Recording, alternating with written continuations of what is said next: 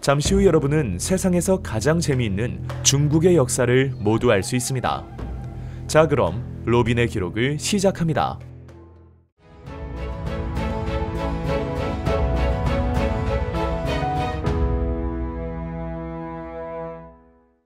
동아시아 대부분의 지역에 사람이 살게 된 것은 지금으로부터 약 20만 년 전의 일입니다. 중국의 시허우드나 한국 상원의 검은모루 동굴, 연천 전곡리 등에서는 구석기 시대에 사람이 살았던 흔적이 발견되었고, 중국의 위안머우와 베이징에서는 호모 에렉투스 단계의 인류 화석이 발굴되었습니다. 지금으로부터 약 4만 년 전에는 현생 인류가 출현해 후기 구석기 문화를 일구었습니다.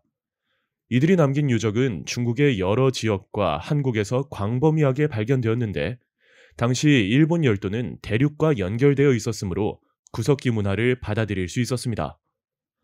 오랜 구석기 시대를 끝내고 기원전 8000년부터 기원전 6000년경 중국의 황허강 유역에서는 신석기 시대가 시작되었습니다.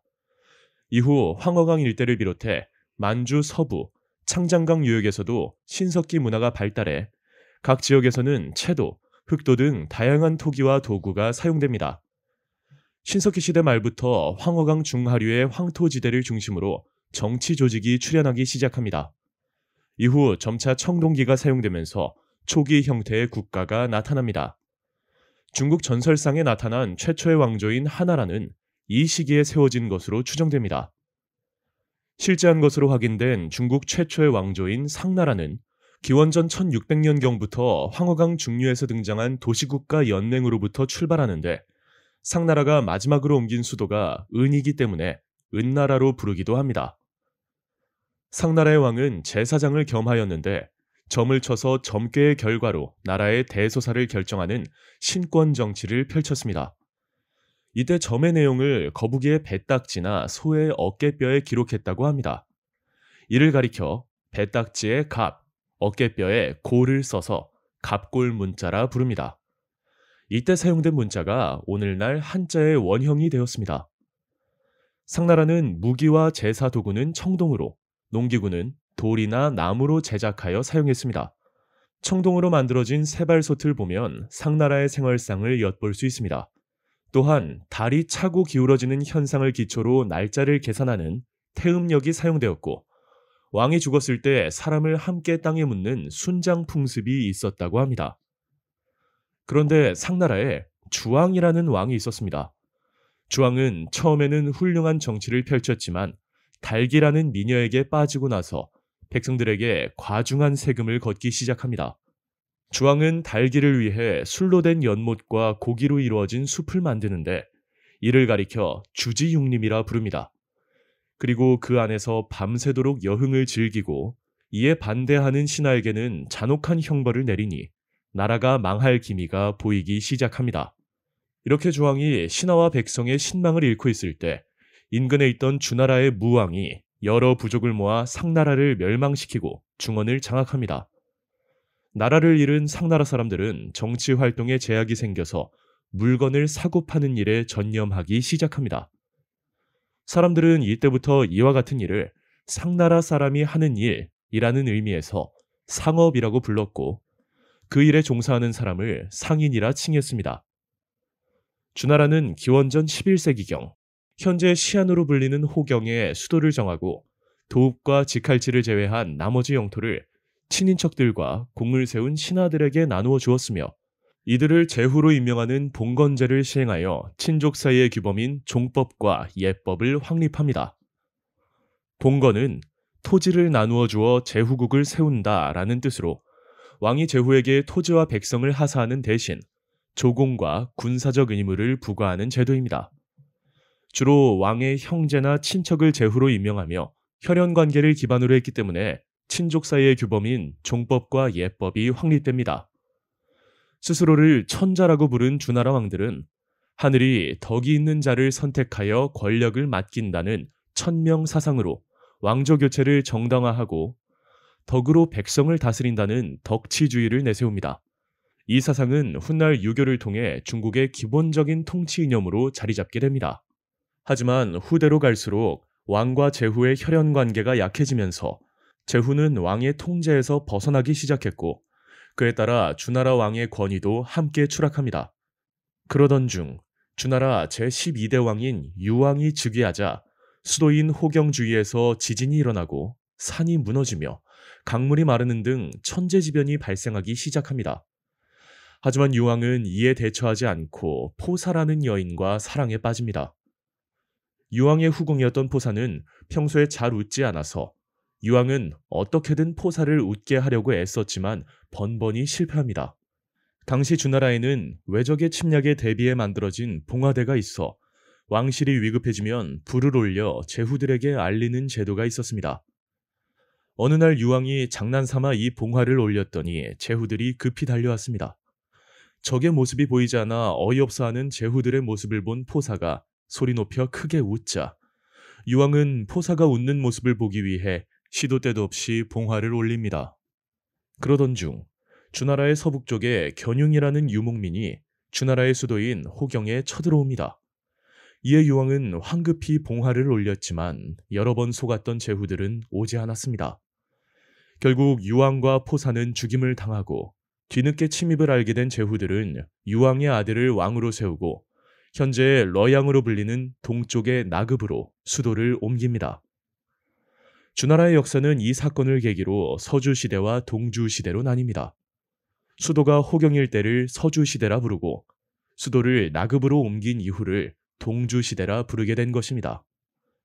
동주시대가 오고 평화가 온 것은 아니었습니다. 동주시대는 앞으로 오랜 전란이 휘몰아칠 춘추 전국시대의 전야제일 뿐이었습니다. 춘추 전국시대는 주나라가 호경에서 낙양으로 천도하는 기원전 770년부터 진시황제가 중원을 통일하는 기원전 221년까지를 말하는데 이는 다시 춘추시대와 전국시대로 나뉩니다. 춘추라는 명칭은 공자가 노나라 연대기를 토대로 엮었다고 전해지는 책인 춘추에서 유래한 것입니다. 춘추시대 주나라 왕의 통제력은 직할령 바깥의 지역에는 거의 미치지 못했습니다. 그래서 지방에 힘있는 제후들이 주변 나라를 정복할 수 있었습니다. 춘추시대 당시 유력했던 나라들을 뽑아보면 제후국 수준으로 몰락한 주나라를 포함해 무려 14개국이나 되었습니다. 그중 강력했던 나라의 제후들은 비상시에 상대적으로 힘이 약했던 제후들을 소집하였고 스스로 맹주가 되어 왕을 지키고 오랑캐를 무찌른다는 존왕 양의를 내세우며 봉건 질서를 유지하려 했습니다. 이러한 주변국보다 강력한 나라의 제후를 으뜸인 자라는 뜻으로 패자라 부릅니다. 패자는 제나라 환공, 진나라 문공, 초나라 장왕, 오나라 함녀, 월나라 구천이 있었는데 이들을 가리켜 다섯 패자, 즉 춘추 오패라 부릅니다. 그러던 중 기원전 403년 진나라가 조씨, 위씨, 한씨에게 나라를 빼앗겨 멸망하고 그 땅에 조나라, 위나라, 한나라가 등장하는데 이 사건 이후를 가리켜 전국시대라 칭합니다. 전국시대가 되자 스스로 왕이라 칭하는 제후가 늘어나고 하극상으로 제후의 자리를 찬탈하며 국적이나 신분에 관계없이 유능한 인재가 관료로 임용됩니다. 즉, 능력 위주의 사회가 만들어지면서 유가, 법가, 도가, 묵가 등의 다양한 학파와 사상가들이 등장합니다. 또한 철기의 사용으로 철제 무기가 사용되면서 전쟁의 주력이 귀족이 모는 전차에서 기병과 보병으로 바뀌어 가고 일반 백성이 전쟁에 참여하면서 사회적 지위가 향상됩니다. 이들 가운데 가장 세력이 강했던 7개의 나라가 있었습니다. 바로 동쪽의 제나라, 서쪽의 진나라, 남쪽의 초나라, 북쪽의 연나라, 그리고 진나라를 나눠 가진 조, 위, 한나라가 바로 그들이었습니다. 그리고 이들을 가리켜 전국 칠웅이라 합니다. 이러한 7개의 나라 중 가장 두각을 나타낸 나라가 있었으니 바로 서쪽의 진나라였습니다. 진나라는 기원전 359년 강력한 법으로 나라를 다스려야 한다는 법가인 상황을 데려와 정치를 개혁하고 부국강병을 도모합니다. 진나라를 강한 나라로 만들기 위해 엄격한 법을 도입한 상황은 스스로 솔선수범해서 법을 지켰고 백성들도 이를 따라 법을 지킵니다. 이에 진나라는 짧은 시간 내에 강한 나라로 성장할 수 있었습니다. 강력해진 진나라가 동쪽으로 진출하자 나머지 6나라들에게 큰 위협이 되었습니다. 이에 6나라들이 세로 방향으로 연합해 싸우는 합종책으로 맞서지만 진나라가 가로 방향으로 화친을 청하면서 연합을 깨뜨리는 연횡책으로 맞섭니다. 그러다 기원전 247년 진나라의 영정이 13살의 어린 나이에 왕위에 오릅니다. 그 후 성인으로 성장해 왕권을 강화한 영정은 이사를 등용해 법과 정치를 강화하고 춘추 전국시대를 끝내기 위해 정복전쟁을 시작합니다. 기원전 230년 한나라를 정복하고 이후 조나라를 손에 넣었으며 기원전 225년에 위나라를 정복합니다. 기원전 224년에는 훗날 초안제에서 나올 항우의 할아버지인 항연을 격파하고 이듬해 초나라를 정복합니다. 이후 기원전 222년 연나라를 정복하고 이듬해인 기원전 221년 마지막으로 남은 제나라를 정복해 마침내 길고 길었던 500년이 넘는 춘추 전국시대를 끝내고 통일을 달성합니다. 전국을 통일한 정은 국왕이라는 칭호가 자신에겐 맞지 않는다며 새로운 칭호를 원했습니다.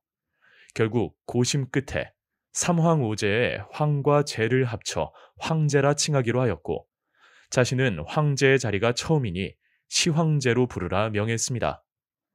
또한 자신이 시황제로 시작해 자신의 뒤를 잇는 황제들이 2세 황제, 3세 황제 등이 되어 영원히 진제국이 지속되기를 바랐습니다.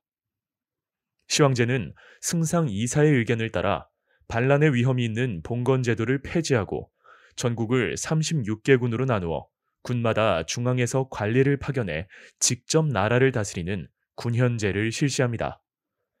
그리고 황제의 권위를 높이기 위해 함양궁을 웅대한 궁전으로 바꾸고 전국의 농민을 동원해 폭 50m의 황제 전용 도로를 만듭니다. 그리고 나라마다 제각각이었던 도량형과 화폐, 문자 등을 통일해 제국을 효율적으로 다스리고 도로를 정비해 전국의 교통체계를 발전시킵니다.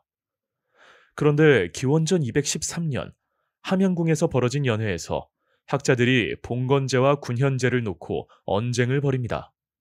이때 한 학자가 봉건제를 부활시켜야 한다고 주장하자 이를 못마땅하게 여긴 승상 이사가 30일 내에 진나라의 역사, 의술, 농경 등에 관한 책 이외의 모든 책들을 태워버리라 간언하고 시황제는 이를 받아들여 책을 불태워버립니다. 이것을 가리켜 분서라 부릅니다. 이듬해인 기원전 212년 시황제는 조정 안에 수상한 학자가 있다는 정보를 듣고 학자들을 불러 모읍니다. 사람들은 모두 자기가 아니라 해명했지만 시황제가 지목한 인원은 460여 명이나 되었습니다. 그리고 그들을 구덩이에 넣고 생매장시켰으니 이 사건이 바로 갱유입니다.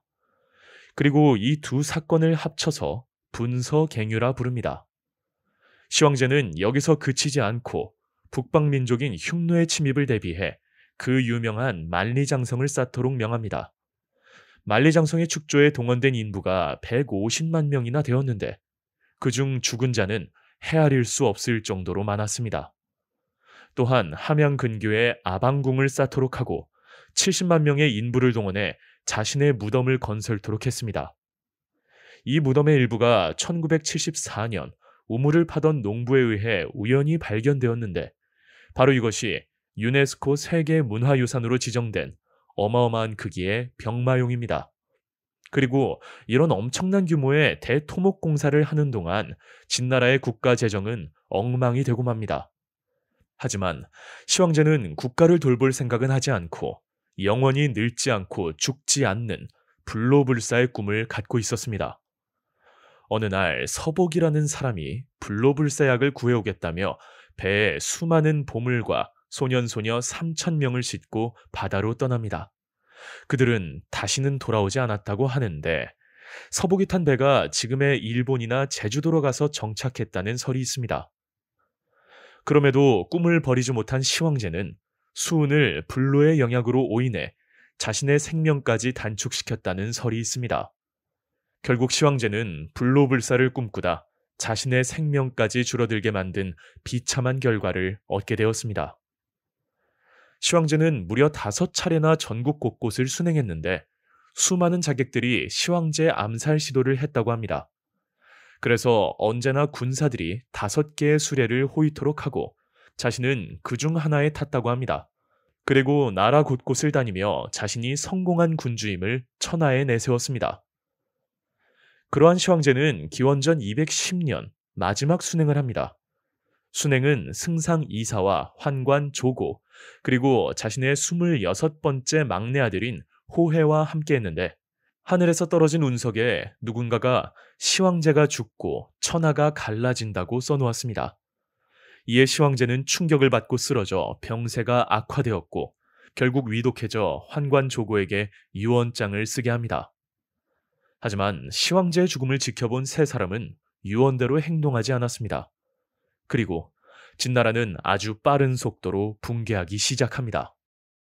현재 허난성 지방에 살던 진승과 오광은 진나라의 명으로 베이징 근처로 일을 하러 가던 도중 폭우가 쏟아져 약속된 날짜에 도착하지 못할 상황에 처합니다. 당시 진나라는 강력한 법에 의한 통치를 했기 때문에 늦게 도착해도 중간에 도망을 쳐도 사형을 당하는 처지가 됩니다.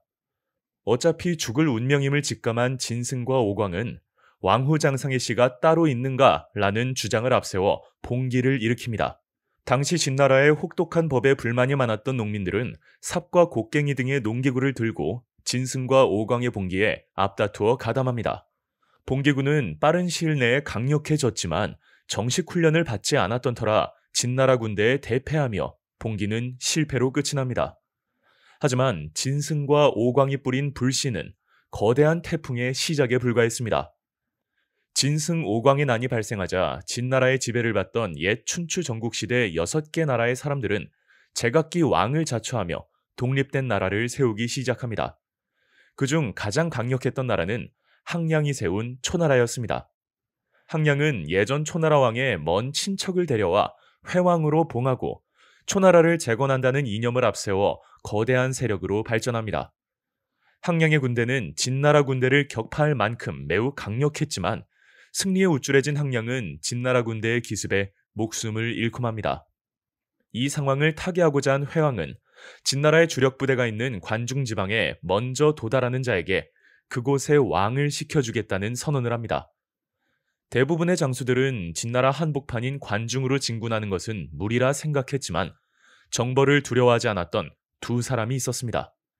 그들은 바로 초한지의 두 주인공 항우와 유방이었습니다. 초나라의 대신들은 왕에게 잔인한 행실을 일삼아왔던 항우 대신 유방을 추천했고 유방은 항우에 앞서 관중 정벌에 나섭니다. 그러자 진나라를 멸망시키고 삼촌 항량의 복수를 하고 싶었던 항우는 상관을 살해하고 군사를 탈취해 뒤늦게 관중으로 진격합니다. 이후 항우는 진나라군에 연전연승하지만 유방이 먼저 진나라의 항복을 받았다는 소식을 듣습니다. 분노에 휩싸인 항우는 40만 대군으로 유방을 공격할 계획을 세웁니다. 엄청난 규모의 항우군을 이길 수 없을 것이라 생각한 유방은 항우에게 항복합니다. 항우의 부하들은 유방을 죽여야 화근이 사라질 것이라 간언했지만 항우는 그 말을 듣지 않습니다. 그 후 유방은 부하들의 도움으로 관중을 탈출했고 약 400년 후 삼국지의 주인공인 유비가 총나라를 건국한 파촉 지방으로 들어가 세력을 쌓기 시작합니다. 진나라를 멸망시키고 잠시나마 중원을 장악한 항우는 스스로를 서초의 패왕이라 불렀습니다.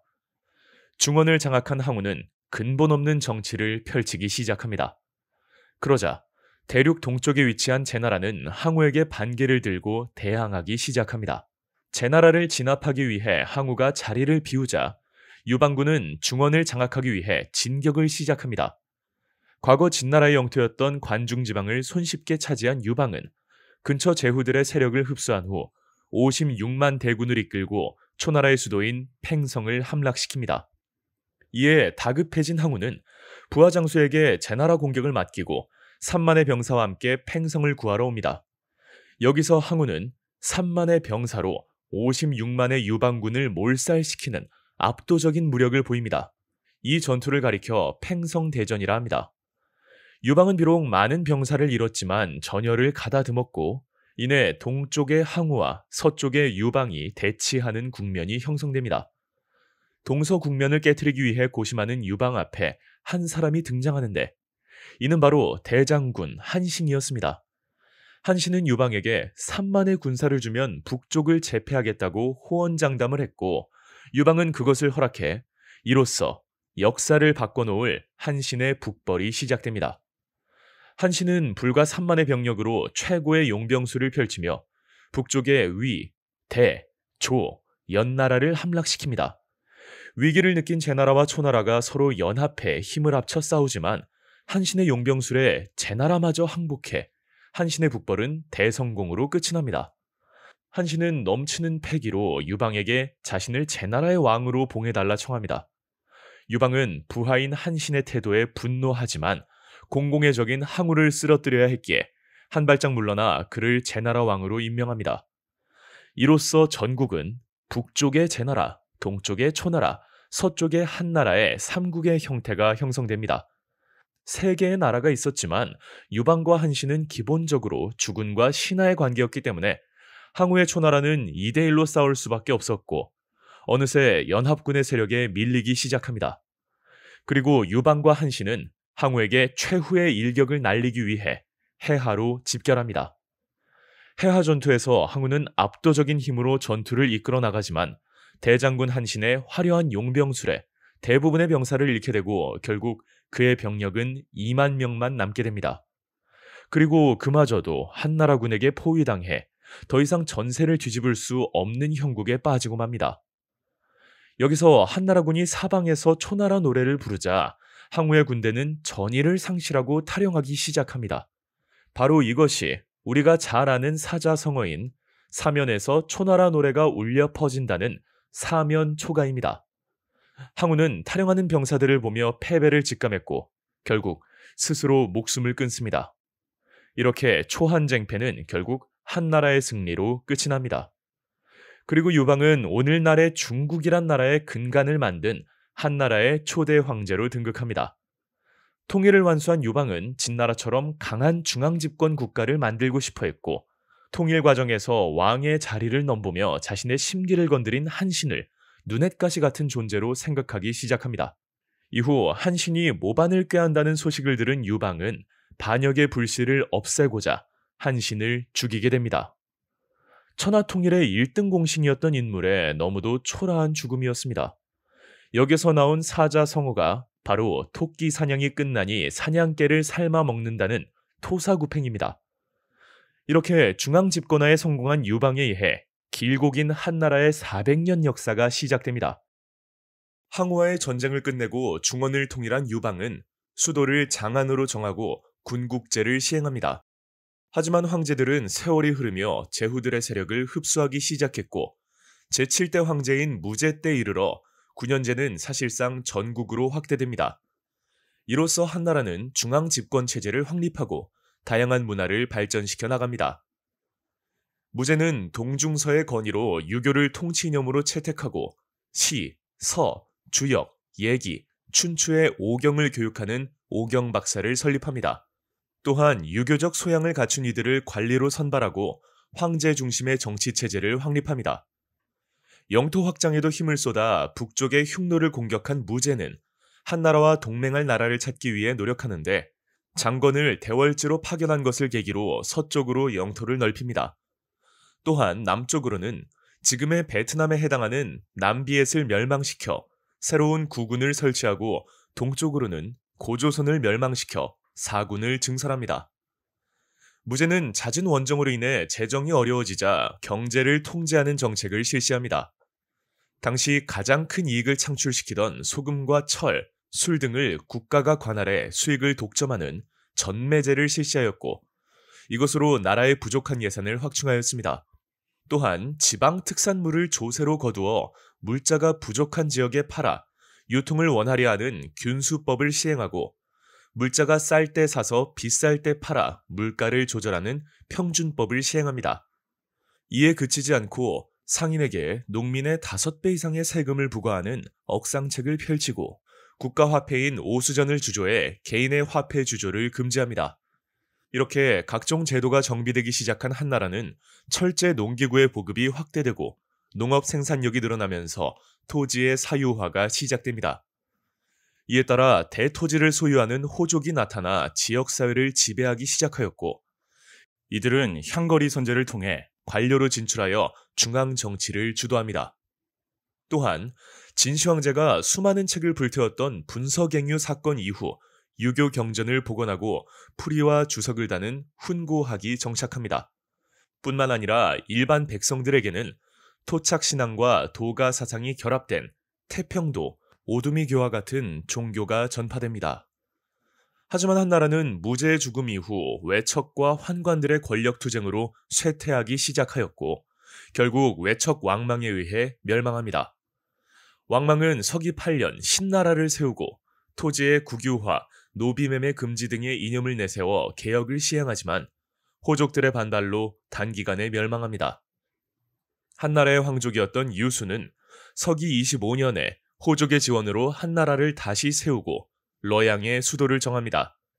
이때부터를 후한, 왕망에게 멸망하기 이전의 한나라를 전한이라 부릅니다. 후한은 전한의 제도를 부활시키고 유교에 입각한 정치를 펼칩니다. 또한 서역으로부터 불교가 전래되고 채윤이 제지수를 개량해 종이를 보급함으로써 학문과 사상이 크게 발전합니다. 한나라는 역사를 기록하는 문화가 발달하였는데 전한의 사마천은 무제 때까지의 역사를 정리한 사기를 집필하고 후한의 반고는 그 체제를 본받아 전한의 역사를 정리한 한서를 짓습니다. 이러한 역사서들은 개인의 전기를 이어가는 것을 중심으로 역사서를 구성하는 기전체 방식으로 기록되었고 이후 중국 역사 기록의 모범이 됩니다. 이렇게 사회와 문화 전반이 발전하던 한나라는 2세기 초부터 시작된 환관과 외척, 관료 사이의 정권 다툼으로 인해 황제의 힘이 약해지기 시작합니다. 그러자 각지에서 농민 반란이 일어나고 다시 중원은 혼란에 빠지기 시작합니다.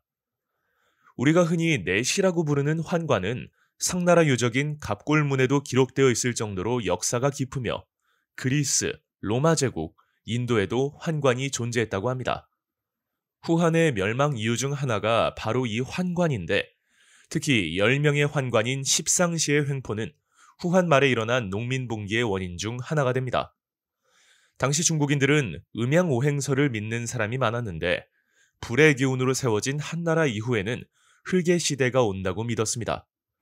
흙을 상징하는 색이 황토색, 바로 노란색입니다. 이에 농민들이 노란색 띠를 머리에 두르고 봉기하니 이들을 황건적이라 불렀습니다.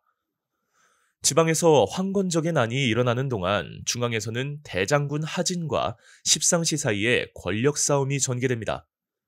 하진은 수도인 낙양의 치안을 책임지던 원소와 함께 환관들을 제거하려 했지만 결국 실패하고 죽임을 당합니다. 동탁은 이러한 혼란을 틈타 낙양으로 진군해 권력을 잡았고 헌제를 후한의 마지막 황제로 올린 후 폭정을 저지르기 시작합니다. 동탁은 역대 황제의 능을 파헤쳐 보물을 탈취하고 백성의 재산을 빼앗는 만행을 저지릅니다. 이에 외부로 쫓겨난 원소를 중심으로 조조, 손견 등 여러 장군들은 동탁을 제거하고자 연합군을 조직하고 낙양을 공격합니다. 이에 동탁은 낙양을 불태우고 황제와 백성을 데리고 전한의 수도였던 장안으로 이동하지만 부하 여포에 의해 죽임을 당합니다. 동탁이 죽은 후 부하들 사이에는 권력 쟁탈전이 벌어지는데 이 전투로 인해 장안은 쑥대밭이 됩니다. 헌제가 난을 피해 장안을 탈출하자 조조가 나타나 황제를 보호하기 시작합니다. 조조는 황제를 등에 업고 난세 주도권을 장악하기 시작합니다. 이후 원소는 중원을 차지하기 위해 조조와 맞붙지만 조조는 전력의 열세에도 불구하고 원소군을 격파합니다. 중원의 최강자가 된 조조의 다음 목표는 손건이 다스리는 강남 지방이었습니다. 208년 조조는 대군을 이끌고 양쯔강 유역으로 진군합니다.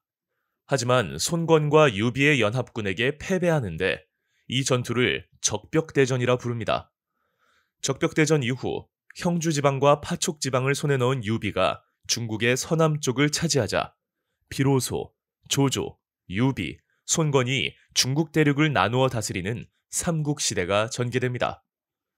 그렇게 삼국이 대립하다 서기 220년 조조가 사망합니다. 그리고 조조의 권력을 이어받은 조비는 헌제를 폐위시키고 위나라를 건국합니다. 이로써 400년간 이어오던 한나라의 역사는 끝이 납니다. 이듬해인 221년 유비가 촉한을, 229년 손권이 오나라를 건국하며 비로소 삼국지가 완성됩니다. 한편 서기 223년 유비가 사망하며 아들인 유선이 황제에 오르자 제갈량은 유비의 뜻을 이어 위나라를 정복하기 위한 전쟁을 시작합니다. 제갈량은 북벌이라는 명목으로 위나라를 공격하지만 위나라의 사마이는 위기 때마다 방어에 성공합니다. 여러 차례의 북벌을 감행하지만 번번이 실패한 제갈량은 234년 결국 오장원에서 생을 마감합니다. 이후 제갈량을 막아내며 위나라 최고의 권력자가 된 사마이는 251년 사망하고 그의 후손들은 계속해서 권력을 이어나갑니다. 그리고 263년 사마이의 아들인 사마소가 총나라를 정복하며 유비의 꿈은 역사 속으로 사라집니다. 하지만 정권을 잡은 사마소 역시 265년 병으로 사망하고 아들인 사마염이 정권을 잡습니다. 이후 사마염은 위나라 마지막 황제인 조한에게 황제 자리를 물려받아 진나라를 건국합니다. 뒤이어 280년 사마염이 오나라의 마지막 황제인 손호의 항복을 받아내 삼국이 통일되었고 이로써 삼국의 역사는 끝이 납니다. 진나라를 통일한 사마염은 위나라의 멸망이 조조의 후손들인 조씨의 힘이 약하기 때문이라고 생각했습니다. 그래서 사마씨의 힘을 강화하고자 일족 27명을 지방을 통치하는 왕으로 봉하고 다른 호족들을 철저히 견제합니다. 사마염은 55세의 나이로 사망하는데 그 뒤를 이어 아들인 사마충이 황제의 자리에 오릅니다. 역사에서 혜제로 불리우는 사마충은 선천적으로 지능이 떨어졌지만 부인인 가남풍이 시험 출제관을 매수해 혜제를 황제로 만드는 데 성공합니다. 이로 인해 권력을 차지한 가남풍은 동생이 낳은 아이를 자신의 아이로 속여 차기 황제로 만드는 작전에 돌입합니다. 그런 가남풍에게 후궁이 낳은 황태자 사마휴는 눈의 가시 같은 존재였습니다. 가남풍은 사마휴를 죽이려고 독살을 시도하지만 실패하고 결국 그를 절굿공이로 무참히 살해합니다. 이 소식을 들은 사마씨 일족의 왕들은 낙양으로 달려와 수도를 점령하기 시작합니다. 그 후 사마씨 8명이 서로 황제가 되기 위해 싸우는데 이를 팔왕의 난이라 부릅니다. 왕들은 이 전쟁에서 승리하기 위해 북방의 유목 민족들을 불러들이는데 이것이 진나라 멸망의 결정적인 이유가 됩니다.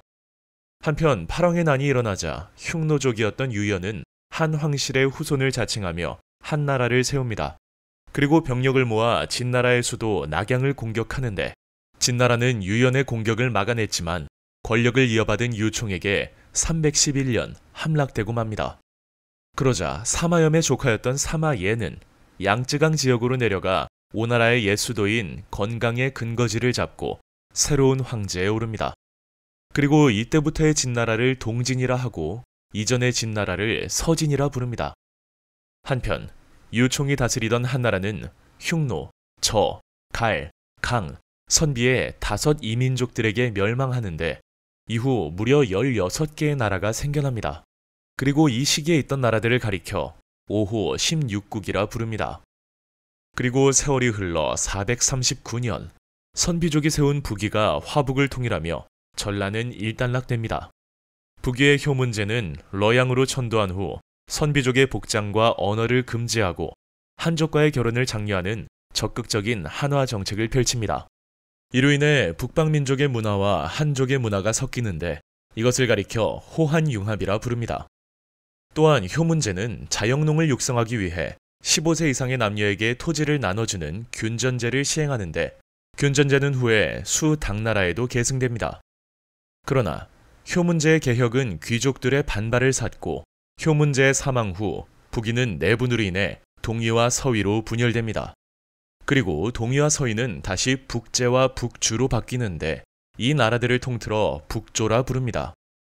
한편 동진은 기존의 토착민들과 북쪽에서 내려온 이주민의 대립 그리고 문벌 정치의 폐단으로 인해 멸망합니다. 이후 송, 제, 양, 진나라로 왕조가 바뀌는데 이를 통틀어 남조라 부르고 북조와 남조가 통치하던 시대를 합쳐 남북조 시대라 부릅니다. 그리고 이전에 조조의 아들인 조비가 세웠던 위나라와 사마염이 세운 진나라를 합쳐 위진 남북조 시대라 부릅니다. 남조와 북조는 각기 다른 문화를 발전시키는데 북조의 문화는 유목민의 강건하고 소박한 기풍이 나타나고 유교에 입각한 정치를 펼칩니다. 그에 반해 남조에서는 귀족 중심의 자유분방한 문화가 발달하고 혼란스러운 정치 상황을 빗댄 노장 사상과 청담 사상이 유행합니다. 청담이란 귀족들이 세속을 떠나 인물 평론과 철학적 논의 등을 나누는 풍조를 의미하는데 속세를 떠난 7명의 선비로 이루어진 중림칠연이 이를 대표하는 인물들입니다.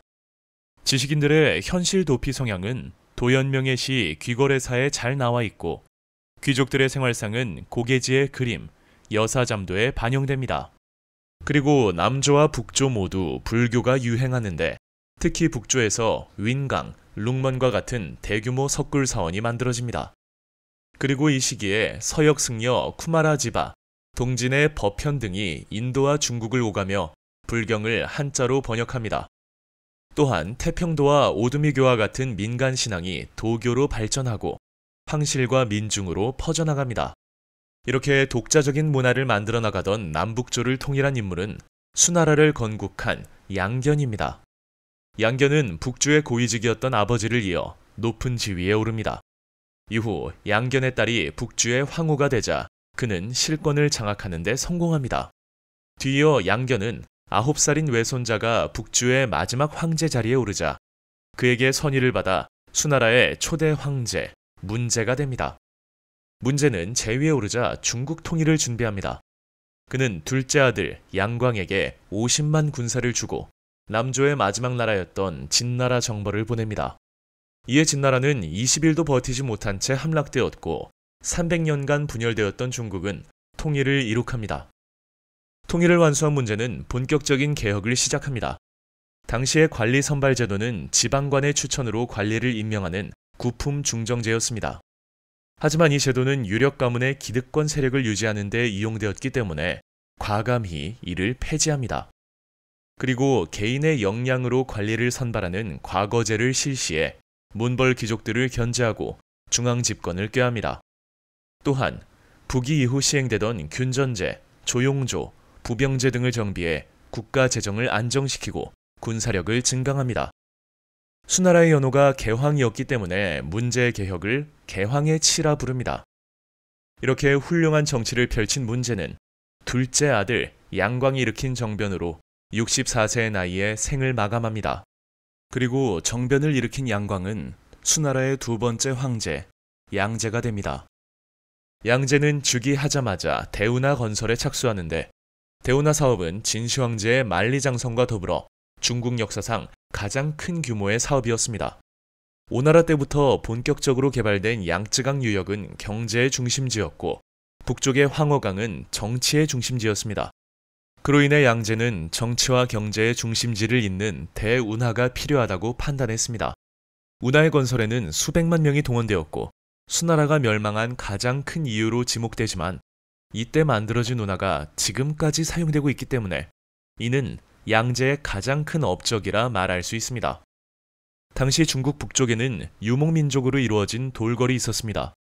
돌궐은 수나라가 건국될 무렵 방대한 유목국가로 발전하는데 이후 서돌궐과 동돌궐로 분열됩니다.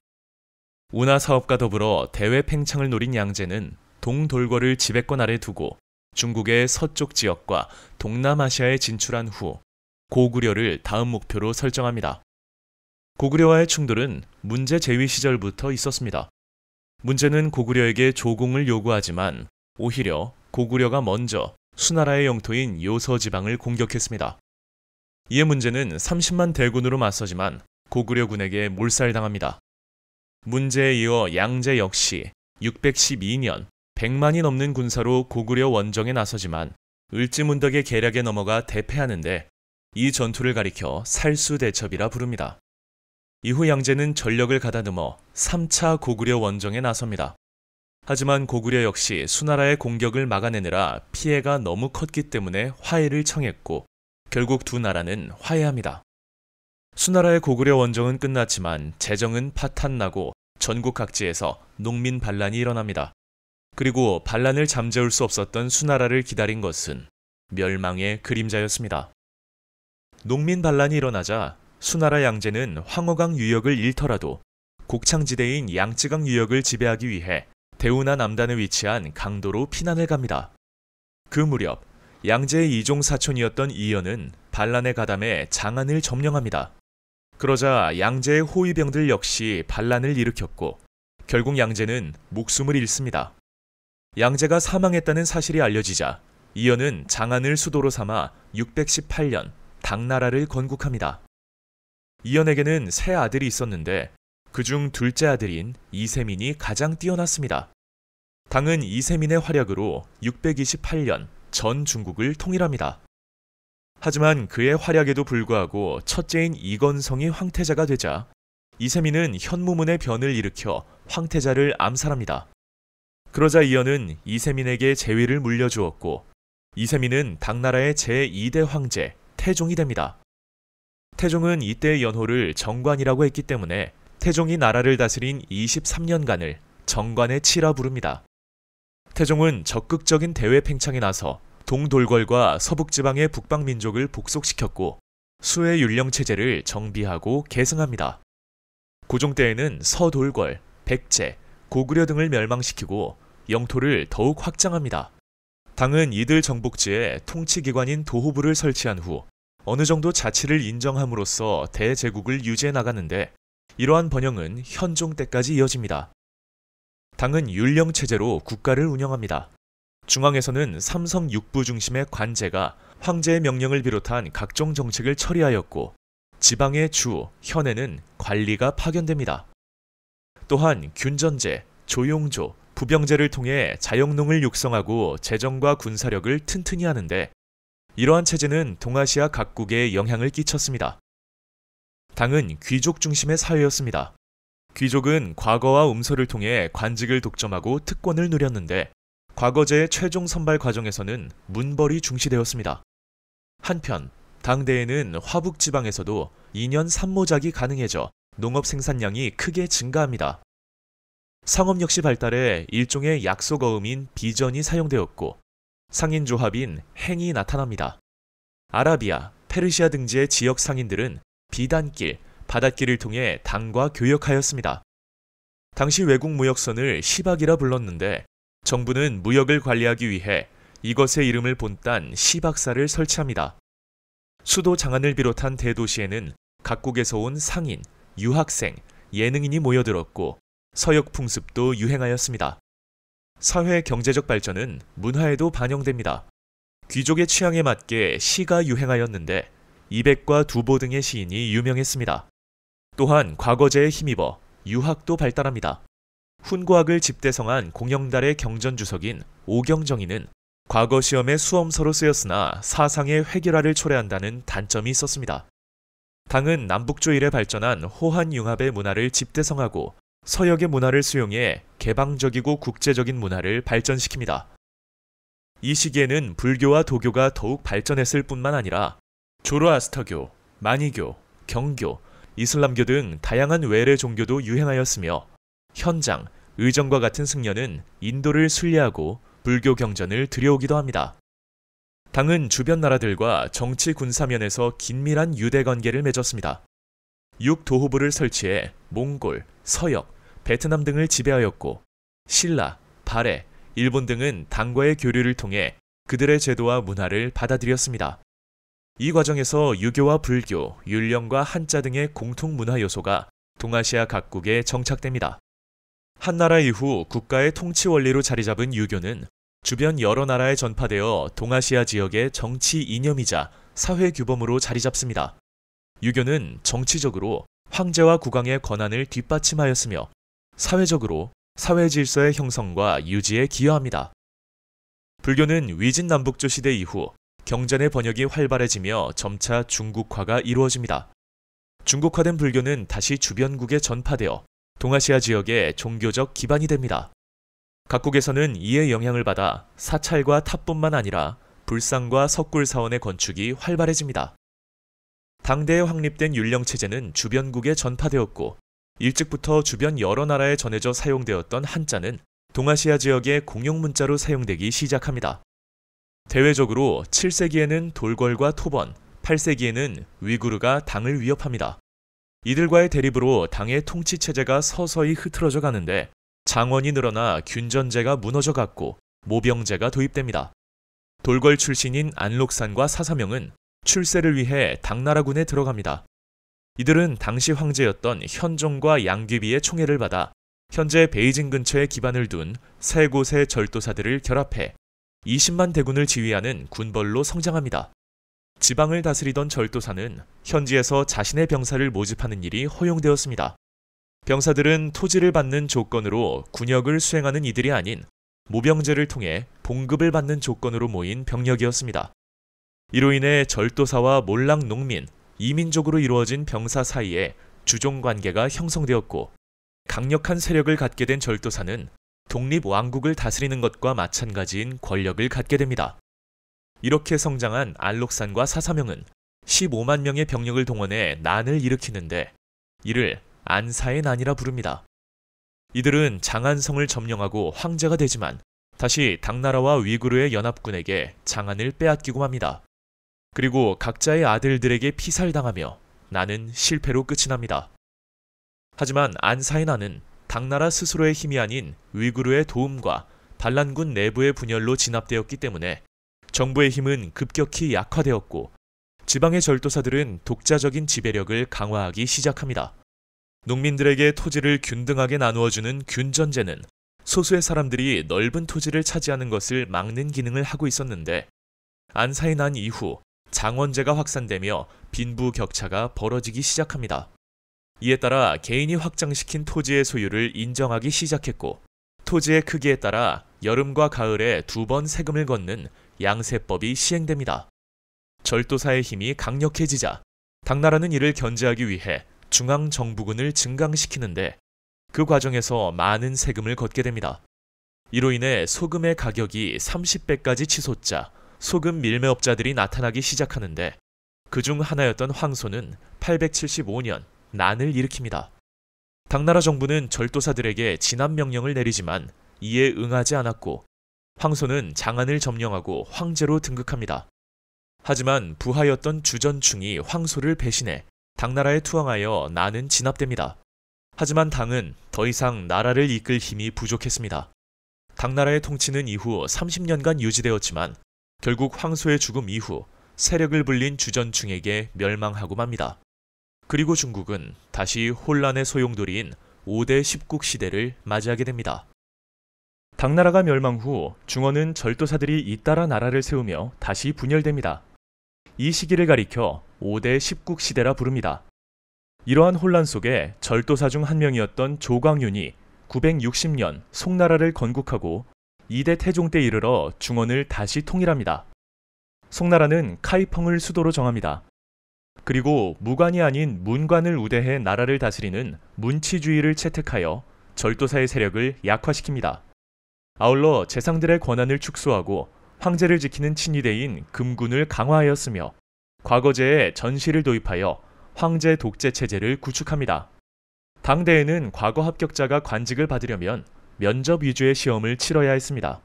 면접에서는 외모, 말솜씨, 글씨, 판단력을 기준으로 평가했기 때문에 명문가의 응시자가 좋은 성적을 받는 데 유리했습니다.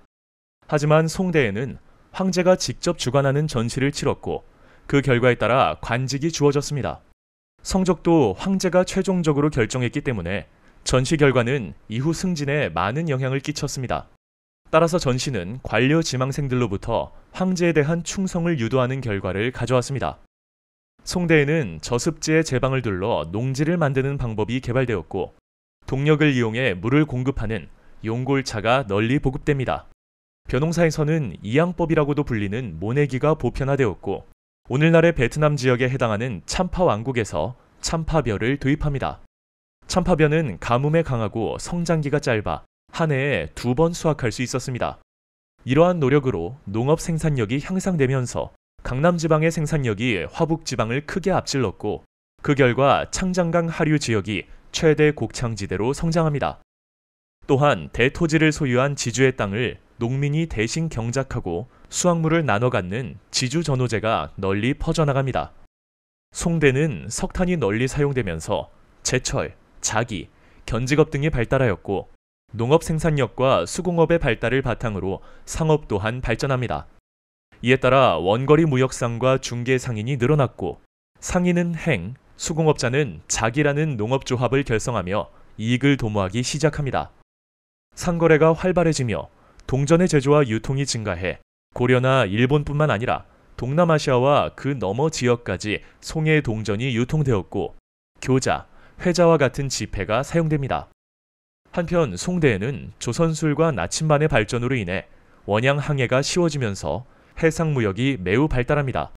게다가 북방민족이 강성하여 육로무역이 어렵게 되자 해상무역의 비중이 더욱 높아졌고 이에 고려와 일본은 물론 동남아시아와 인도, 페르시아와 아라비아까지 이어지는 해상교역로가 형성됩니다. 송나라는 취안저우, 광저우 등의 항구에 해상무역을 관리하는 시박사를 설치해 재정 수입을 확보합니다. 그리고 무역을 통해 차, 비단, 도자기, 동전 등을 수출하였으며 금, 수은, 향신료 등을 들여왔습니다. 송대에는 교육기관인 학교와 서원이 증가하고 과거제가 강화됨에 따라 관료로 등용된 사대부가 성장하기 시작합니다. 사대부는 세습특권에 의존하던 귀족과는 달리 유학적 소양을 갖추었고 황제에게 충성을 바치며 천하를 함께 다스린다는 자부심과 책임감을 가지고 있었습니다. 또한 이들은 지주층으로서 소작인인 전호를 지배하였습니다. 송대에는 사대부가 유학 연구를 심화시키면서 경전의 자구적인 해석에만 치중한 훈구학을 대신해 인간의 우주 만물과 본질을 탐구하려는 새로운 경향이 나타나기 시작합니다. 이것은 주희에 의해 성리학으로 집대성됩니다. 성리학은 군신, 부자, 지주, 전호 등 상하의 구별을 정당화하는 대의명분론과 중국이 천하 문명의 중심이고 주변 나라들을 오랑캐라고 생각하는 화이론을 중시하였습니다. 이는 거란, 서하, 금과 같은 북방민족의 침략으로 수세에 몰린 송의 대외관계를 반영한 것이었습니다. 이러한 대외관계는 민족의식을 자극해 역사서가 활발히 편찬되기 시작합니다. 특히 사마광이 쓴 자치통감은 연대순으로 역사를 기록하는 편년체 역사서의 모범이 됩니다. 송대에는 상업의 발달과 도시의 성장을 배경으로 서민 문화가 발달합니다. 북송의 수도 카이펑과 남송의 수도 이만은 인구 100만 명을 자랑하는 대도시로 번영하였고 도시 서민의 경제 수준도 높아졌습니다. 과학기술도 비약적인 발전을 이루었습니다.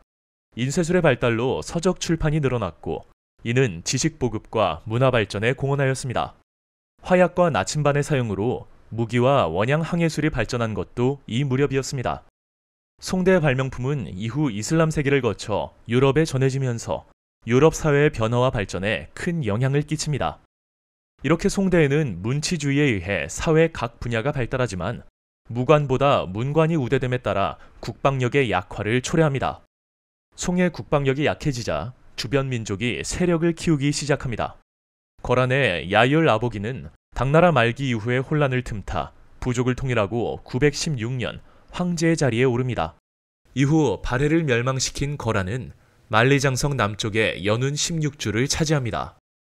강력한 국력을 갖게 된 요는 송을 압박하기 시작했고 평화를 보장해주는 대가로 막대한 물자를 받으며 송과 화친을 맺습니다. 우리는 이를 전연의 맹약이라 부릅니다.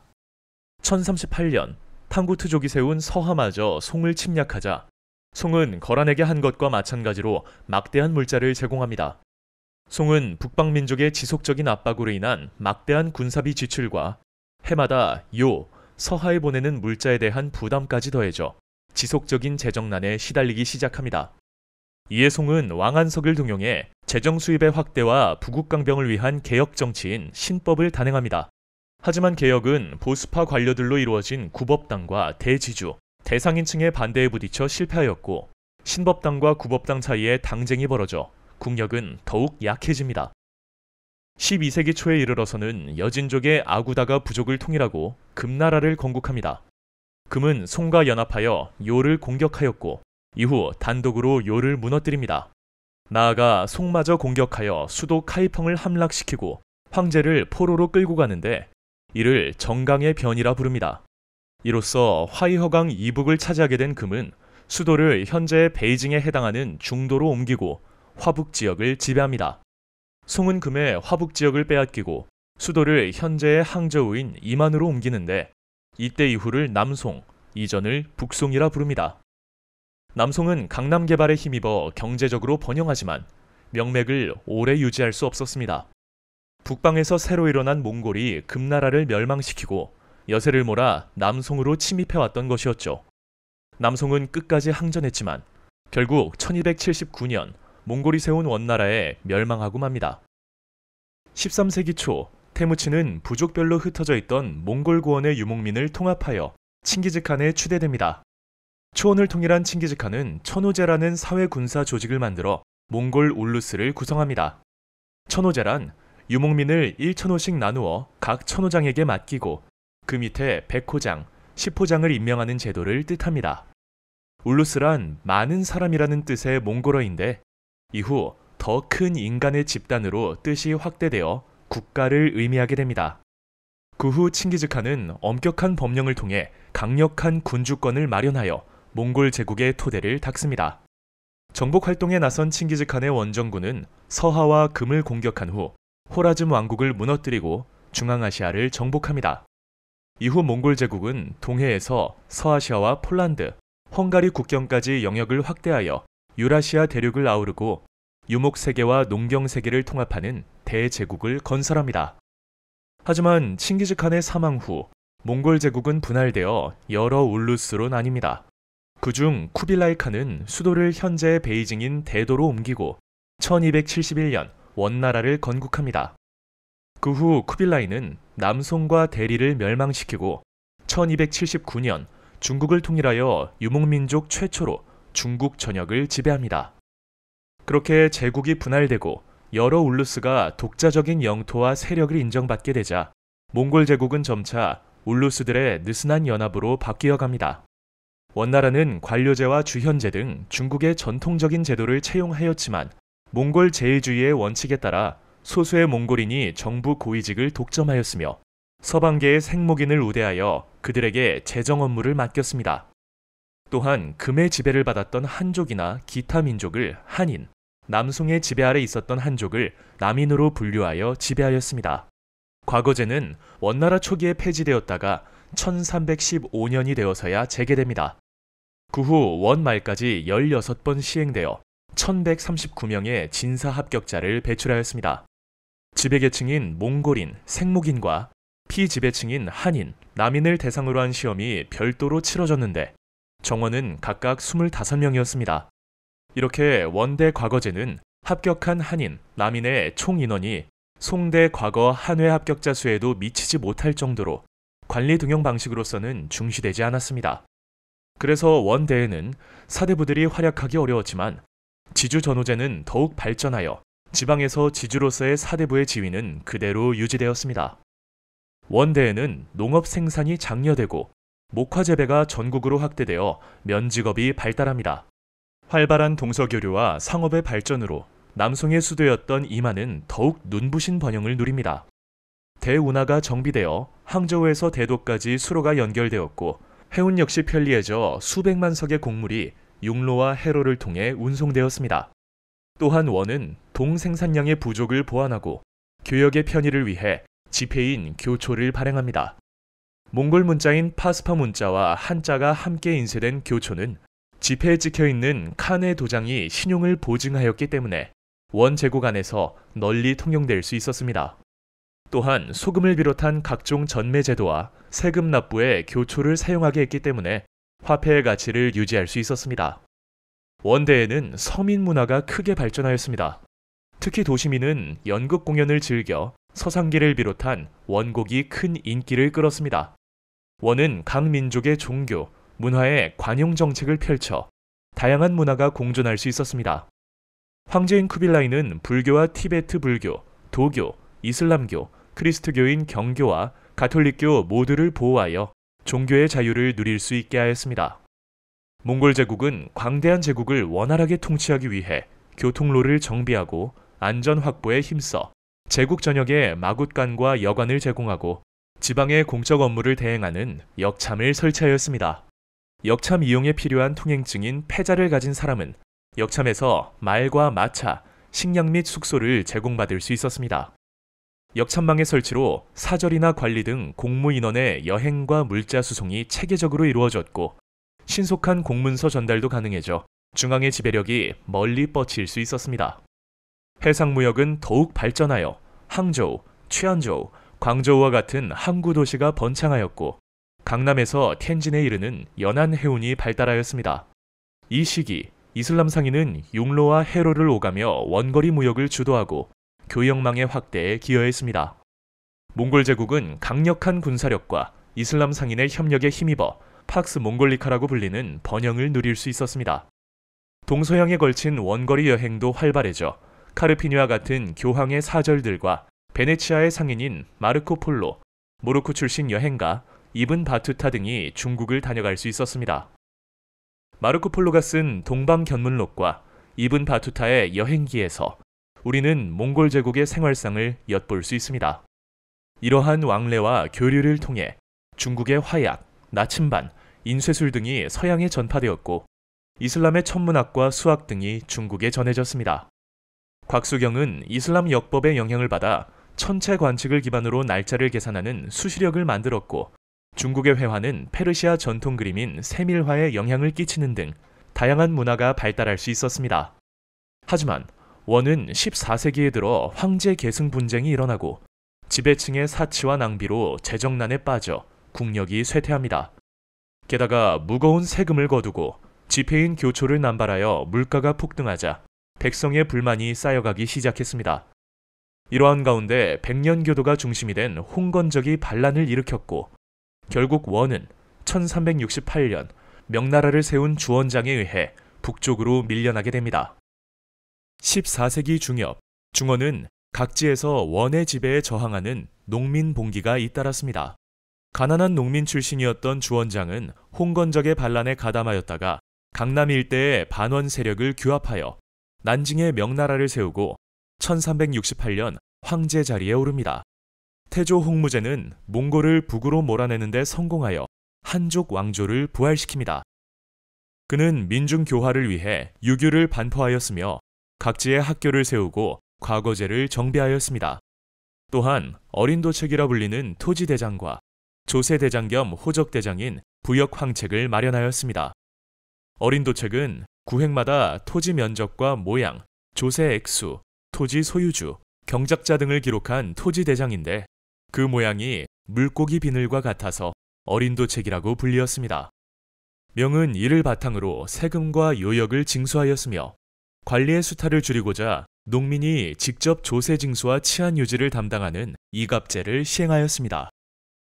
홍무제는 승상을 폐지하고 중앙정부를 직접 통솔함으로써 모든 정보와 권력이 황제에게 집중되도록 만들었습니다. 그리고 늘어난 황제 업무를 보조하기 위해 황제의 비서, 고문 역할을 하는 대학사를 두었습니다. 홍무제는 몽골을 방어하기 위해 북방에 자식들을 배치하였고 동남 연안 지방에는 해금 정책을 취해 일반인의 해상무역을 금지하고 조공무역만 허락하였습니다. 황제의 위상과 명예 국력은 영락제 때 절정을 이루었습니다. 영락제는 자금성을 건설하여 수도를 베이징으로 옮기고 대외 팽창 정책을 추진하였습니다. 황제가 직접 군대를 이끌고 수차례에 걸쳐 몽골을 공격하였으며 남쪽의 베트남까지 점령하였습니다. 영락제는 환관 정화에게 여러 차례에 걸쳐 대규모 항해를 추진하게 하였습니다. 정화의 함대가 가장 규모가 컸을 때는 대형 함선 60여 척과 소형 함선 100여 척이었고 2만 7천여 명의 병사와 선원이 승선하였습니다. 함대는 각지의 왕이 바치는 헌상품과 황제가 보내는 하사품, 지역 사절단 등을 실어 날랐습니다. 정화의 항해로 인해 명은 동남아시아와 인도, 서아시아, 나아가서는 아프리카에 이르는 명 중심의 국제 질서를 구축하며 조공체제의 확대를 꾀하였습니다. 명대에는 신사가 지배층의 주류를 이루었습니다. 신사는 명대에 학교와 과거제가 결합하면서 형성되었는데 이들은 치열한 입시 경쟁을 통해 학위를 얻고 관직에 나아갈 수 있는 자격을 얻은 사람들이었습니다. 하지만 학위 소지자의 수가 많이 늘어나자 대다수의 신사는 관직 진출을 포기하고 지역사회에 안주하였습니다. 이들은 일반 백성과 달리 요역을 면제받았고 가벼운 형벌은 면책특권을 누렸으며 대토지를 소유하고 고리대, 공동사업 감독, 세금 납부 대행 등을 통해 개인적인 이익을 추구하였습니다. 신사는 한편으로는 정부를, 다른 한편으로는 백성을 대변하면서 지방관을 도와 사회 안정과 풍속을 유지하는 데 중요한 역할을 맡았습니다. 이 때문에 중앙에서 임명한 지방관일지라도 이들의 존재를 무시하고는 행정을 원활하게 수행할 수 없었습니다. 명대에는 농업 생산이 장려되었고 특히 창장강 중상류 지역에서는 토지와 수리시설이 폭넓게 개발되었습니다. 그리고 옥수수, 고구마, 감자, 땅콩 등 아메리카의 작물이 도입되었고 차, 담배, 사탕수수 등이 상품 작물로 많이 재배되었습니다. 이에 따라 농업 생산이 발전하여 식량 생산과 인구가 많이 늘어났습니다. 송대부터 곡창지대였던 창장강 하류 지방은 명대에 들어와 면직업, 견직업 등 수공업이 앞선 지역으로 점차 바뀌었습니다. 이에 부족해진 식량을 창장강 중상류 지방에서 가져오면서 이들 지역이 새로운 곡창지대로 개발되었습니다. 각지에서 목화와 차, 사탕수수와 같은 상품 작물이 재배되면서 장거리 국내 교역도 크게 발달하였고 대운하와 창장강은 운송의 중추적 역할을 하였습니다. 경제 중심지가 분화되고 각지에서 상품 거래가 활발해지면서 수저우나 양저우 같은 대도시와 소규모 상공업 도시들이 출현하였습니다. 그리고 이러한 도시를 오가며 전국으로 상품을 유통하는 산시 상인, 후이저우 상인과 같은 집단이 나타났는데 이들은 소금 전매와 같은 국가가 후원하는 경제 활동을 통해 막대한 부를 축적하였고 각지에 회관, 공소 등을 세워 이익을 도모하였습니다. 회관이란 동향 출신의 사람들이 만든 상업활동 시설로 친목과 상부상조를 도모하였습니다. 각지의 회관을 거점으로 동향인의 연결망이 형성 및 확대되었습니다. 명정부는 사적인 해외여행과 해상무역, 어업 등을 제한하는 해금 정책을 펼쳤지만 후기에는 해금 정책이 느슨해져 사무역이 많이 늘어났습니다. 16세기부터는 기존에 왕래했던 이슬람 상인뿐만 아니라 서양 상인도 본격적으로 진출하여 교역망이 확대되었습니다. 그 결과 중국 동남부의 연안과 일본, 동남아시아를 연결하는 교역이 활발해졌습니다. 무역을 통해 비단, 면직물, 차, 도자기가 수출되었고 아메리카와 일본산 은이 대량으로 유입되어 은을 바탕으로 한 경제체제가 형성되었습니다. 이렇게 사회와 경제를 발전시키던 명은 중기 이후 무능한 황제 밑에서 환관이 득세하여 정치적 혼란을 겪게 됩니다. 북쪽 몽골과 동남 해안의 왜구를 비롯한 외부 위협과 이를 막기 위한 만리장성 보수는 막대한 재정 부담을 초래하였습니다. 그러자 16세기 후반 내각 대학사 장거정은 일조 편법을 전국으로 확대하는 등 재정 개혁을 성공적으로 실행하였습니다. 일조 편법은 세분되어 있던 토지세와 잡다한 요역을 통합하여 납세자의 토지 소유 면적과 성년 남자 수에 따라 결정된 세액을 은으로 납부하게 한 세제였습니다. 이 정책으로 인해 나라의 재정이 잠시 안정되는 듯 보였으나 장거정의 사후 다시 재정난이 발생합니다. 더구나 임진왜란 출병과 여진족과의 전쟁 등으로 재정 부담이 크게 늘고 17세기에 들어 만주 지역의 여진족이 강력한 위협으로 등장하였습니다. 이에 대처하기 위해 세금을 가혹하게 징수하자 곳곳에서 농민 봉기가 잇따랐고 결국 농민군을 앞세운 이자성의 군대가 베이징을 점령하면서 1644년 명은 멸망하고 맙니다. 명나라의 세력이 약해지자 만주에서는 누르하치가 여진족을 통합하여 1616년 후금을 건국합니다. 뒤를 이은 홍타이지는 몽골과 조선을 공략하고 나라 이름을 청으로 바꿉니다. 청나라는 팔기군을 통해 양성한 강력한 군사를 바탕으로 명이 멸망한 이후 1644년 베이징을 점령하여 청의 수도로 삼았습니다. 팔기군은 누르하치가 조직한 군사 조직이자 행정 조직을 말하는데 팔기는 황, 백, 홍, 남색의 사기와 그것의 테두리를 두른 사기를 더하여 팔기이며 후에는 만주족 이외에 몽골족과 한족도 팔기에 편성되었습니다. 팔기의 병사들은 특별한 호적에 등재되어 각종 특권을 누렸고 토지도 받을 수 있었습니다. 이후 청은 투항한 한족의 협력을 얻어내면서 장기간의 정복전쟁을 통해 명대보다 훨씬 넓은 영역에 걸친 대제국을 건설합니다. 강희제 때에는 오삼계 등이 일으킨 3번의 난을 진압하고 타이완의 반청 세력을 제압하였으며 시베리아에 진출한 러시아와 네르친스크 조약을 통해 국경을 확정하였습니다. 강희제의 뒤를 이은 옹정제는 군기처를 설치하고 비밀 상주문 제도를 도입하여 모든 정보와 결정권을 장악함으로써 황제 독재권을 강화하였습니다. 건륭제에 이르러 청은 장기적인 평화와 번영을 누리는 전성기를 맞이합니다. 주변 지역에 대한 정복을 계속하여 티베트와 신장, 몽골 등을 포함한 오늘날 중국 영토의 대부분을 이 시기에 확보합니다.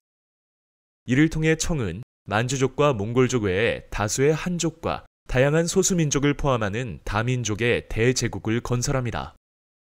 청은 직할지에서는 9년제를 통해 한족을 직접 지배하였고 티베트, 몽골, 신장 등의 주변부와 소수 민족에 대해서는 토착 지배자를 이용하는 간접 지배 방식을 채택하였습니다.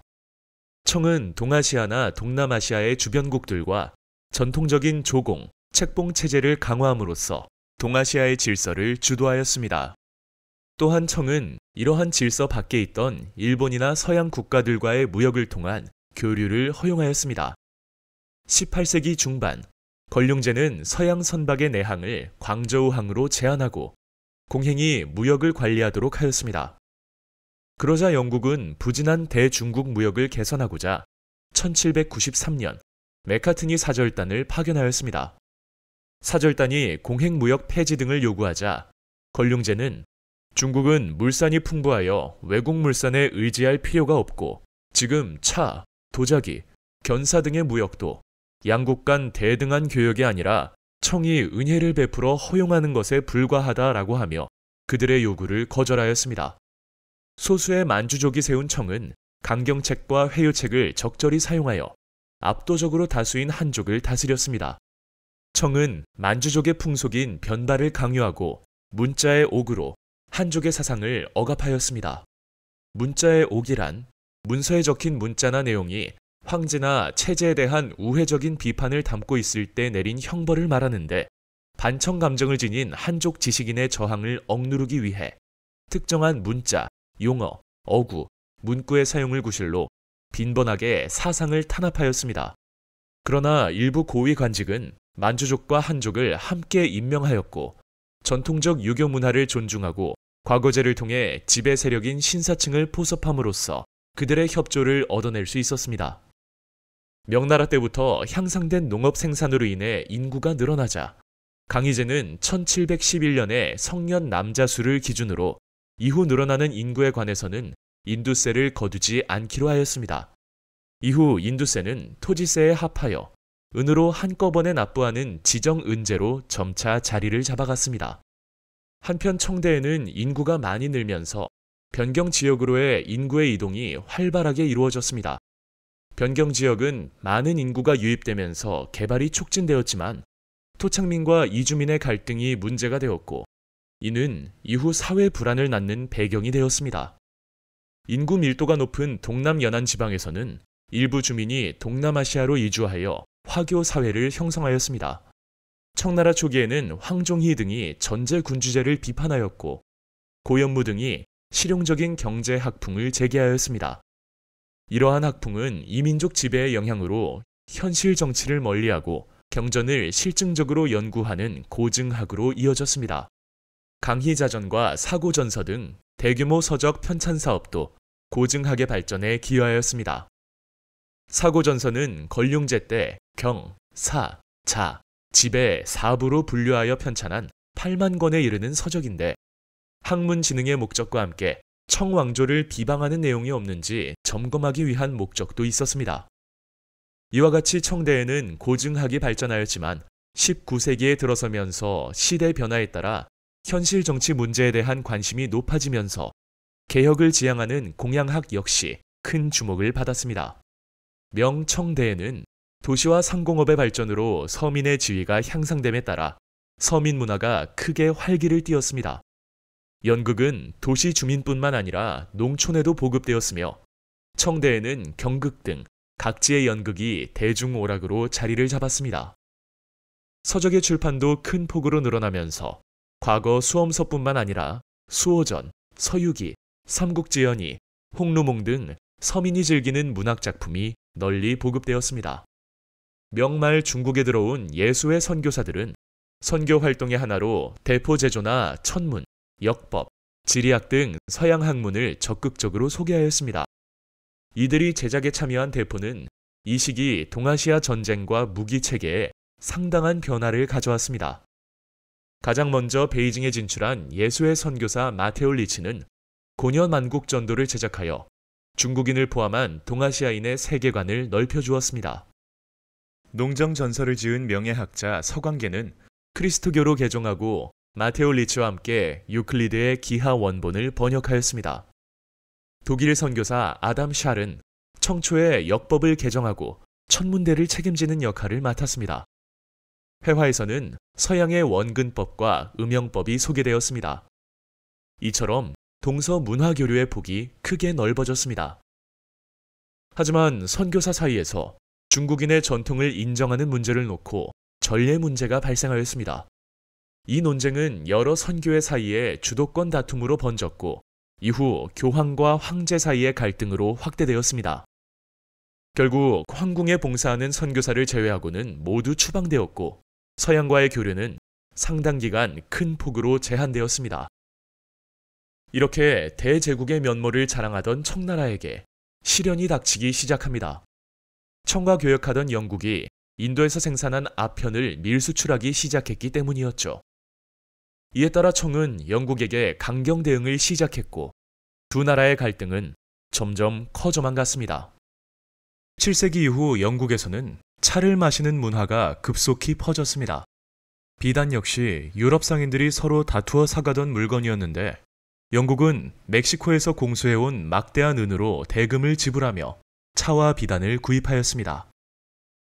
당시 청은 광저우에서만 유럽과의 무역을 허용하였는데 이마저도 청 정부의 공식적인 허가를 받은 상인 조합인 공행이 독점하고 있었습니다. 공행에 불만을 가지고 있던 영국은 부진한 대중국 무역을 개선하고자 1793년 메카트니 사절단을 파견해 청나라 황제인 걸륭제를 만납니다. 사절단은 걸륭제에게 공행무역 폐지 등을 요구하며 자유무역을 제안하였지만 당시 청은 영국을 조공국으로 인식하고 있었기 때문에 메카트니는 성과 없이 돌아가야만 했습니다.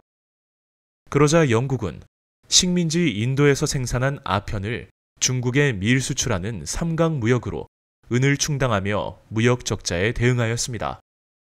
청으로 유입된 아편은 급속도로 유행하기 시작하였습니다. 이로 인해 사회, 경제적 위기가 깊어지자 청 정부는 여러 차례 금지령을 내렸지만 이미 아편에 중독된 사람들에게는 소용없는 일이었습니다. 아편 중독자는 점점 늘어났고 반대로 중국 내의 은은 점차 줄어들자 제8대 황제 도광제는 아편 문제를 해결하기 위해 1838년 임칙서를 광저우로 파견합니다. 임칙서는 광저우에서 2만 상자에 달하는 아편을 몰수해 석회와 섞어 바다에 던져버립니다. 그러자 이에 화가 난 영국은 1840년 2월 의회를 열어 청나라 공격을 승인받고 군함 16척을 앞세워 광저우를 공격합니다. 전쟁이 벌어지자 청의 군대는 신식무기를 가진 영국에게 처참하게 격파당합니다. 이에 청은 영국군과 교섭해 홍콩을 영국에 할양하고 배상금을 지불하기로 약속합니다.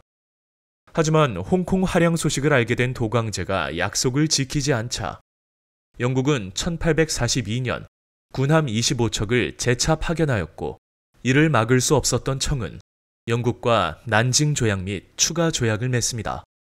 조약에는 홍콩을 영국에 할양하고 상하이 등 중국 남부의 5개 항구를 개항하며 치외법권 및 최혜국 대우를 인정하는 등 청에게 일방적으로 불평등한 내용이 담겨 있었습니다. 비록 난징 조약이 체결되었지만 모직물을 비롯한 영국 제품은 중국에서 잘 팔리지 않았습니다. 그래서 영국은 중국 대륙의 북쪽 지방의 항구가 개방되어야 제대로 제품을 판매할 수 있을 거라 생각했습니다. 그러던 중 1856년 청의 관원이 광저우 앞 강에 정박 중이던 에로호 선원 12명을 해적 혐의로 체포합니다. 뿐만 아니라 그 배에 걸려있던 영국 국기를 바다에 버리는 사건이 벌어지는데 이를 에로호 사건이라 칭합니다. 그 무렵 프랑스는 베트남을 식민지로 개척하며 아시아에 진출해 있었는데 비슷한 시기에 청나라에서 프랑스 선교사가 살해되는 사건이 벌어지자 이를 빌미로 청나라에 진출하고자 하였습니다. 당시 청은 태평천국 운동이 일어나며 혼란한 상태였는데 영국과 프랑스는 이를 놓치지 않고 청나라를 침략하며 제2차 아편전쟁을 일으켰고 러시아 역시 이권을 얻기 위해 사절단을 보냈습니다. 청나라는 예전과 마찬가지로 영국과 프랑스를 막을 힘이 없었습니다. 결국 영국과 프랑스의 군대는 전쟁에서 승리하였고 청나라와 1858년 텐진 조약을 1860년 추가 조약인 베이징 조약을 맺게 됩니다. 청은 텐진 조약으로 인해 10개 항구를 추가로 개항하였고 크리스트교의 포교와 외교 사절의 베이징 주재를 인정하게 되었습니다. 또한 베이징 조약으로 인해 텐진을 개항하였고 홍콩섬의 북쪽에 위치한 주릉반도를 영국에 할양하고 러시아의 연해주를 할양하면서 다시 한번 치욕적인 불평등 조약을 맺어야 했습니다. 엎친 데 덮친 격으로 1861년 6세의 동치제가 황제 자리에 등극하자 그의 어머니인 서태후가 섭정을 하였고 그 과정에서 사치를 일삼아 청은 더욱 심한 쇠락의 길을 걷게 됩니다. 제1차 아편전쟁이 일어나기 3년 전인 1837년 광동성에서 가난한 농부의 아들로 태어난 홍수전은 과거 시험에서 연거푸 떨어지자 말로 표현할 수 없을 정도로 큰 절망에 빠져 있었습니다. 세상에 대한 증오와 절망으로 살아가던 홍수전은 몸져 눕게 되는데 잠을 자던 중 꿈에서 금발의 노인을 만납니다. 꿈속에서 노인은 한 자루의 칼을 홍수전에게 건네주며 악마를 멸망시키라고 명령하였고 이 일은 약 40일 동안 계속되었습니다. 시간이 흘러 제1차 아편전쟁이 끝난 1843년 우연히 십자가를 목격한 홍수전은 금발 노인의 정체가 예수라는 사실을 깨닫습니다. 이에 홍수전은 자신이 예수의 동생이라는 결론을 내리고 하나님을 모시는 모임이라는 뜻의 상제회를 조직해 포교에 나섭니다. 그 후 아편전쟁으로 피폐해진 농민들이 조직에 가입하면서 세력이 점점 커지자 홍수전은 만주족을 몰아내고 한족을 흥하게 하자는 뜻의 멸만흥한을 내세우며 태평천국을 세우고 스스로를 천왕이라 부르기 시작하였습니다. 광시성에서 출발한 태평천국군은 봉기 당시에는 군사수가 1만 정도였지만 이후 그 규모가 50만으로 급성장합니다. 규모가 늘어나자 양쯔강 유역을 빠르게 점령한 태평천국군은 배 1만 척으로 난징을 점령하는 데 성공합니다. 이후 300만 명까지 증가한 태평천국의 무리들은 세력을 확장한 후 난징을 수도로 삼고 강남을 근거지로 하여 토지의 균등 분배, 변달과 전족의 금지 등을 내걸며 개혁을 시도하는 듯 보였습니다. 하지만 홍수전은 황제가 되자 궁전을 황금색 비단으로 장식하는 등 사람들에게 걷어들인 돈을 물쓰듯 쓰기 시작했고 약속했던 정책들을 지키지 않았습니다. 그리고 크리스트교 교리에 어긋나는 음주, 아편, 도박 등을 금지하자 백성들은 점차 태평천국을 이탈하기 시작했습니다. 한편 당시 아편전쟁에서 패했던 청나라는 태평천국군을 격퇴할 힘이 없었습니다. 하지만 태평천국이 주장하는 토지 분배와 크리스트교의 교리는 지주와 유학자들이 주류를 이루는 신사층과 충돌할 수밖에 없었습니다. 그래서 한족 관료들은 신사들과 함께 의용군인 향용을 조직해 태평천국군의 반격을 시작하는데 중국반과 이홍장 등의 한족 출신 고위 지방관이 이를 주도하였습니다. 또한 태평천국이 아편을 금지하자 서양 열강들도 청 정부에 협력하기 시작했고 이에 태평천국은 점점 수세에 몰리기 시작했습니다. 결국 연합군의 공격과 내부의 분열로 태평천국군은 괴멸당하였고 그 과정에서 홍수전마저 사망하자 향룡은 1864년 난징을 함락시키는 데 성공합니다. 청은 태평천국을 진압하는 과정에서 서양과의 외교를 담당하는 총리아문을 창설하여 서양의 군사학과 과학기술을 받아들이게 되었습니다. 특히 진압의 두각을 나타낸 증국번과 이홍장 등은 서양의 신식 무기를 받아들이는 양무운동을 전개하였습니다. 이들은 처음에 군수공업, 서양식 군대의 창설에 주력하다 나중에는 기선회사, 방직공장 등 민영기업의 운영을 통한 경제 발전에 눈을 돌리기 시작하였습니다.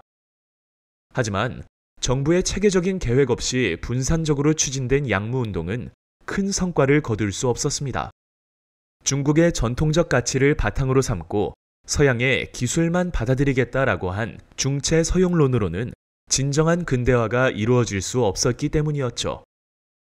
결국 청은 베트남을 두고 프랑스와 벌인 청프 전쟁과 조선의 주도권을 놓고 일본과 벌인 청일 전쟁에서 연거푸 패하며 양무운동의 한계를 스스로 인정해야 했습니다. 청일 전쟁에서 패배한 청은 시모노세키 조약을 통해 타이완과 랴오등 반도 등을 일본에 할양해야 했습니다.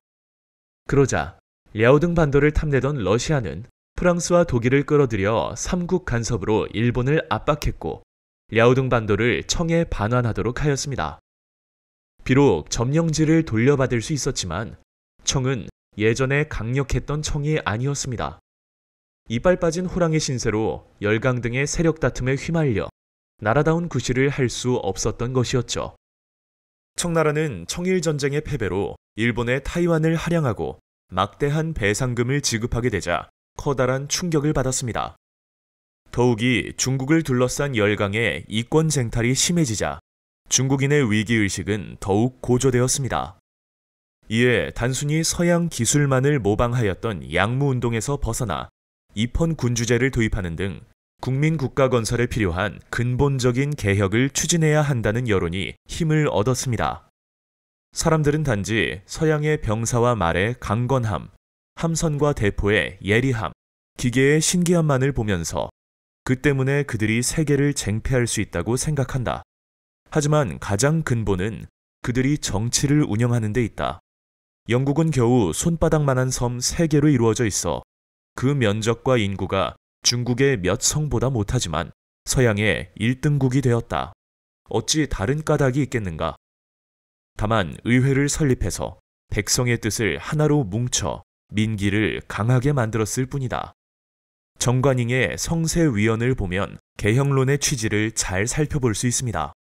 이러한 개혁론을 주장한 캉유웨이와 량치차오 등은 청의 11대 황제, 광서제의 호응을 얻어 일본의 메이지 유신을 본뜬 근대화 개혁을 시도하였습니다.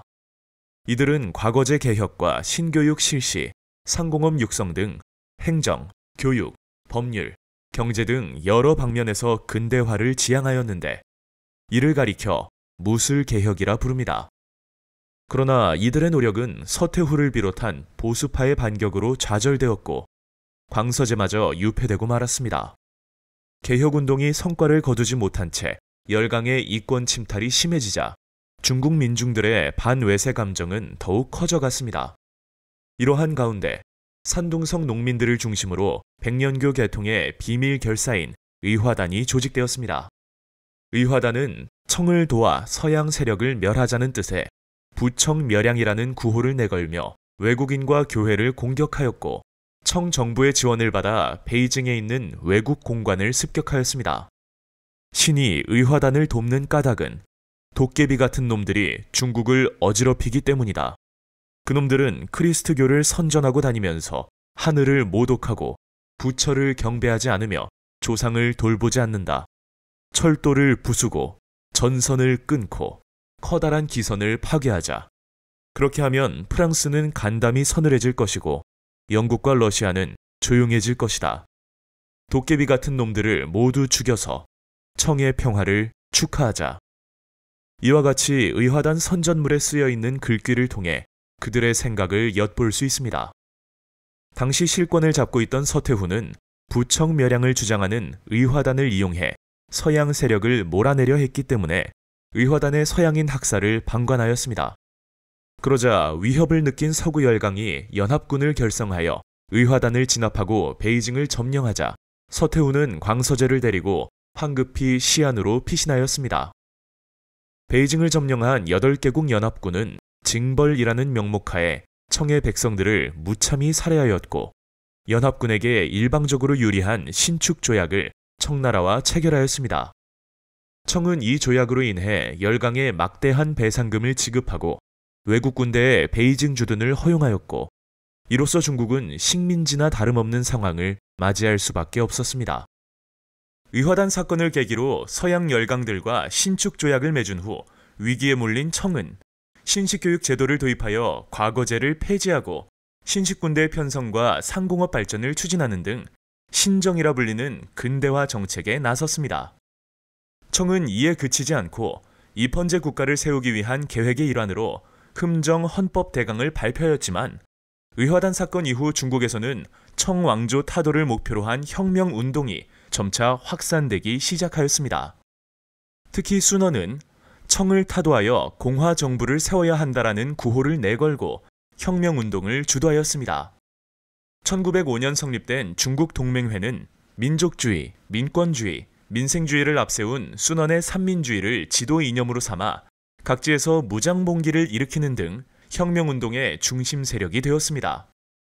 또한 입헌제 준비가 지연되자 속히 국회를 열자는 청원운동이 급속하게 퍼지면서 청정부는 궁지에 몰리게 되었습니다. 이러한 가운데 청정부가 민간 철로를 국유화하여 외국의 차관을 얻으려 하자 이에 저항하는 반대운동이 크게 일어났고 우한 지역의 우창에서 신군이 봉기를 일으키며 신해혁명이 시작되었습니다. 신해혁명이 일어나자 민간 철도의 주주였던 신사측마저 청정부에 등을 돌렸고 이로 인해 봉기는 삽시간에 전국으로 퍼져나갔습니다. 중국 본토의 3분의 2가 혁명군의 수중에 들어가자 청으로부터 독립을 선언한 각 성의 대표자들은 상하이에 모여 삼민주의를 주장했던 순원을 임시 대총통으로 선출하고 1912년 난징에 중화민국 임시정부를 세웠습니다. 그러자 당황한 청정부는 위안스카이를 불러 진압을 요청했습니다. 양무운동으로 양성된 신식군대인 북양육군을 지휘하는 위안스카이만이 혁명군을 진압할 수 있는 유일한 부대였기 때문이었습니다. 하지만 혁명군을 진압해야 할 위안스카이는 순원과 내통하였고 순원에게서 임시 대총통의 지위를 위임받는 것을 조건으로 청왕조를 향해 군대를 움직였습니다. 그리고 자금성에 살게 해준다는 조건으로 청의 제12대 황제 선통제를 퇴위시켰고 이로 인해 청은 건국 297년 만에 멸망하고 말았습니다. 이때 위안스카이는 임시 대총통이 되자 생각이 바뀌었고 결국 황제가 될 마음을 품었습니다. 하지만 그 무렵 1914년 제1차 세계대전이 발발하였습니다. 프랑스와 러시아는 중국의 참전을 권유하였고 세계대전에 참전한 대가로 서구 열강들에게 황제가 되는 것을 인정받으려 했던 위안스카이는 그 꿈을 이루지 못한 채 1916년 지병으로 사망하고 말았습니다. 위안스카이가 사망하자 그가 이끌던 군대는 수많은 군벌로 나뉘어졌고 각지에서 난립하기 시작해 중국은 큰 혼란에 빠졌습니다.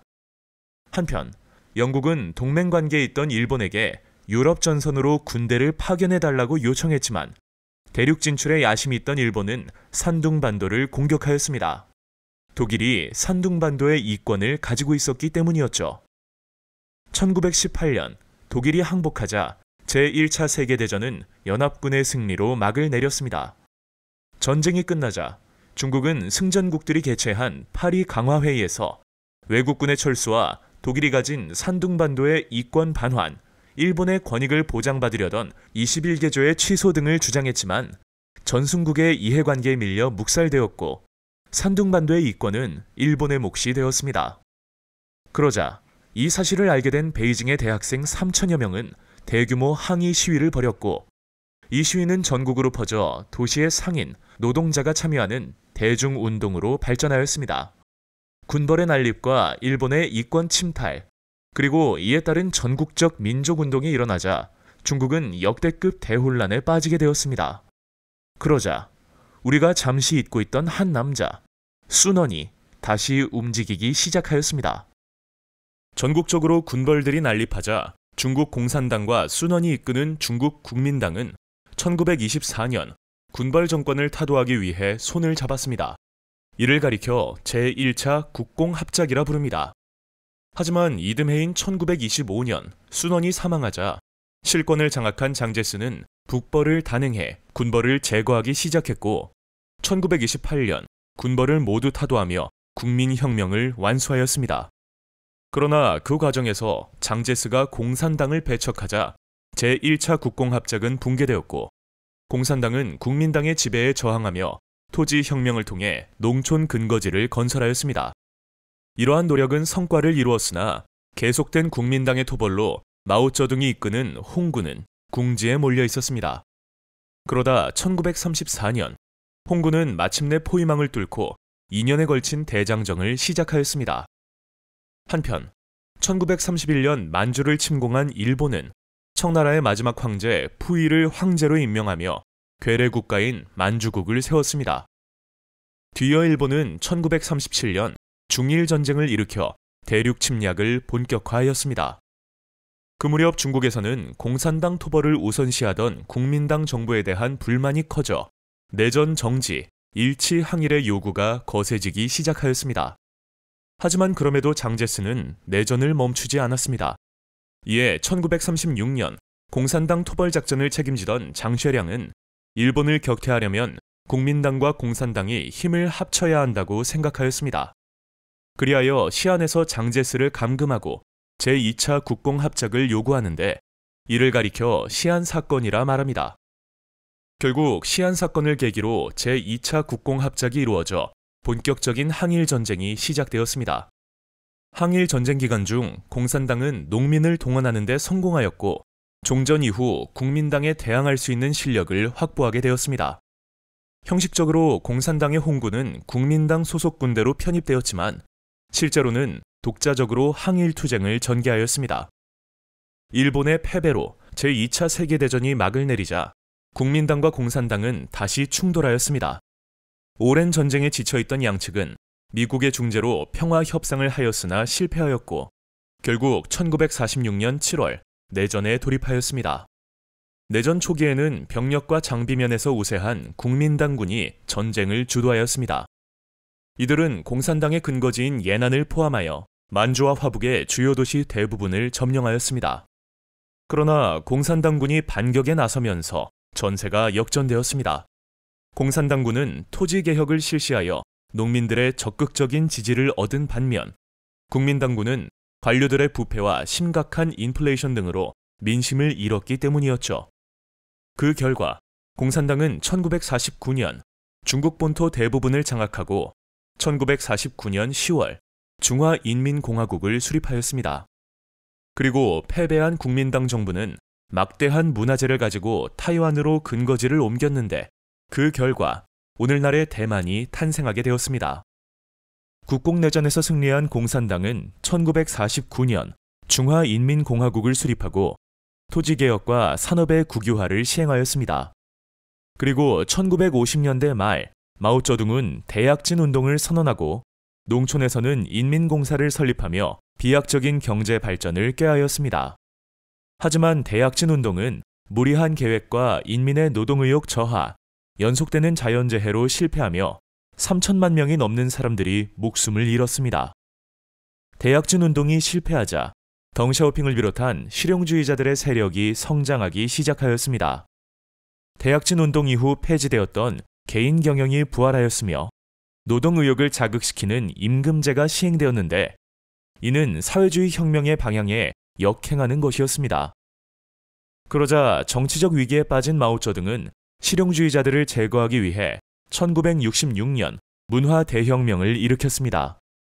마오쩌둥은 2천만 명이 넘는 대학생 및 10대 소년들을 홍위병으로 만들며 실용주의자들을 공격하도록 지시하였습니다.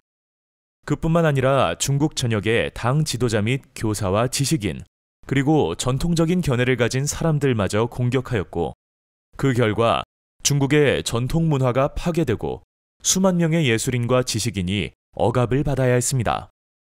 비공식 집계에 따르면 이 시기에 약 7천만 명이 희생되었다고 합니다.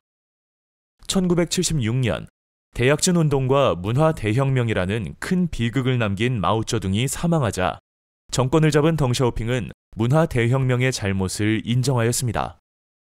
또한 정통 공산주의 이론을 포기하였으며 중국 경제에 자본주의 요소를 혼합시키고자 하였습니다.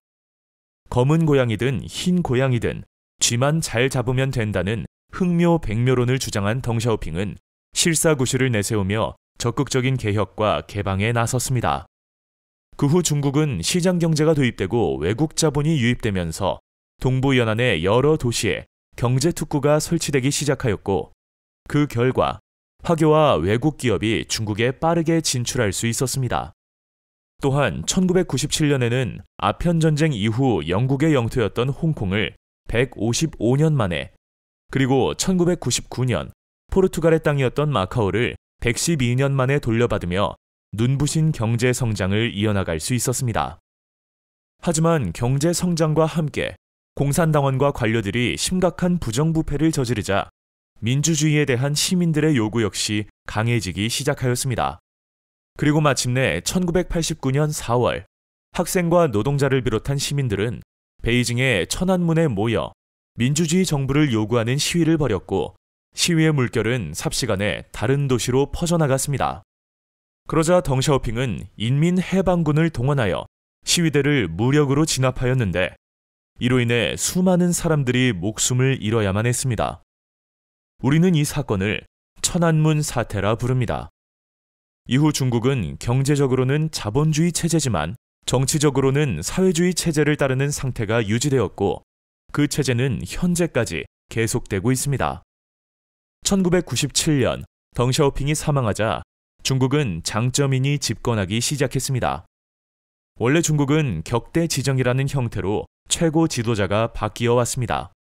격대 지정이란 현 지도자가 다음 지도자를 지정할 경우 북한처럼 권력을 세습할 위험이 있기 때문에 차기 지도자가 아닌 차차기 지도자를 지명하는 방식을 말합니다. 실제로 덩샤오핑은 장쩌민의 후계자로 후진타오를 지정하였고, 장쩌민은 후진타오의 후계자로 시진핑을 지정하였습니다.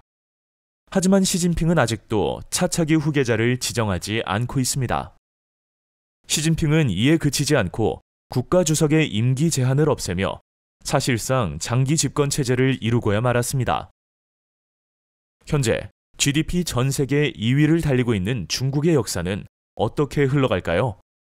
8개월에 걸쳐 연재한 중국의 역사는 여기까지입니다. 여러분, 재미있게 보셨나요? 저희는 더욱더 재미있는 역사로 찾아오겠습니다. 로빈의 역사 기록.